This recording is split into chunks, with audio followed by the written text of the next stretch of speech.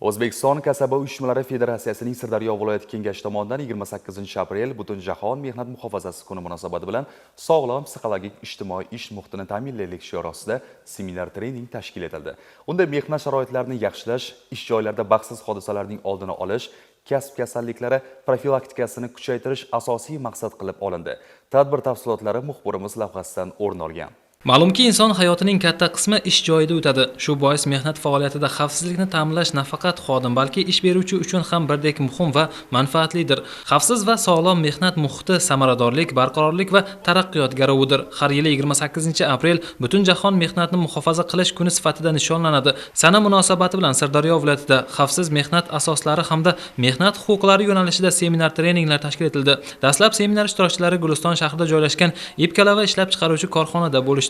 Ular ishchi xodimlar uchun yaratilgan sharoitlar, texnika xavfsizligi qoidalariga qay darajada rioya etilayotgani, favqulodda vaziyatlarda ko'riladigan choralar va korxona faoliyati bilan yaqindan tanishdi. Ushbu tashkil etilgan o'quv amaliy seminar bizga boshqa tashkilotlarda ishlab chiqarish bilan bog'liq bo'lgan jarayonlarda qanday mehnat muhofaza qilish qonun qoidalari va ularga amal qilish yuzasidan tashkil etilgan ishlarni o'zimiz uchun tajriba almashish sifatida qabul qilyapmiz.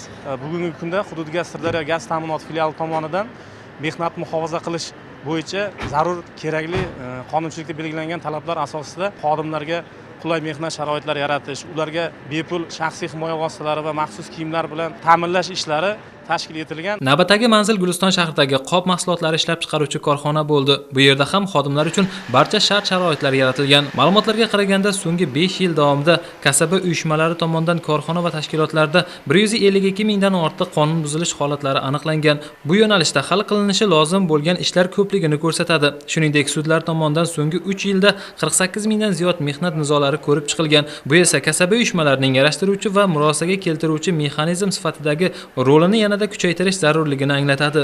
Bugungi kunda korxonamizda 150 dan ortiq xodimlar o'z mehnat faoliyatlarini olib boradilar.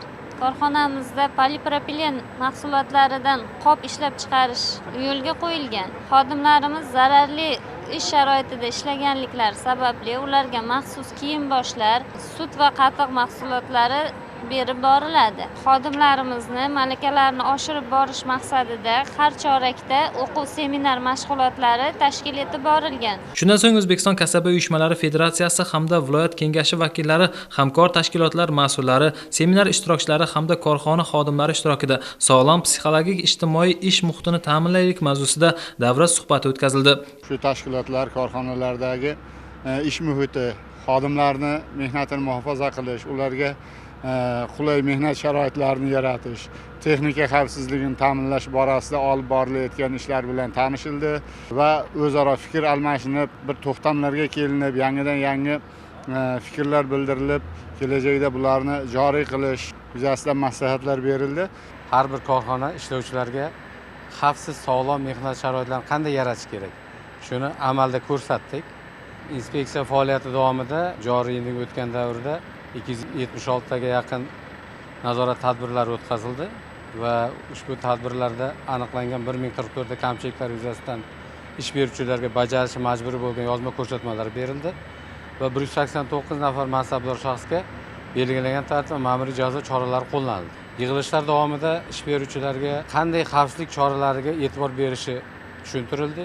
Seminar yakunida mehnat muhofazasi va xavfsizligi yuzasidan jamoatchilik nazoratini tashkil etish bo'yicha o'tkazilgan ko'rik tanlovining viloyat bosqichi g'oliblari taqdirlandi. Ularga O'zbekiston Kasaba uyushmalari Federatsiyasi viloyat kengashi tomonidan diplom va esdalik sovg'alari topshirildi. Bugungi kunda mamlakatimizda qonun ustuvorligini ta'minlash, inson huquq va erkinliklarini himoya qilish, har bir fuqaro uchun munosib mehnat sharoitlarini yaratish borasida keng ko'lamli ishlar amalga oshirilmoqda.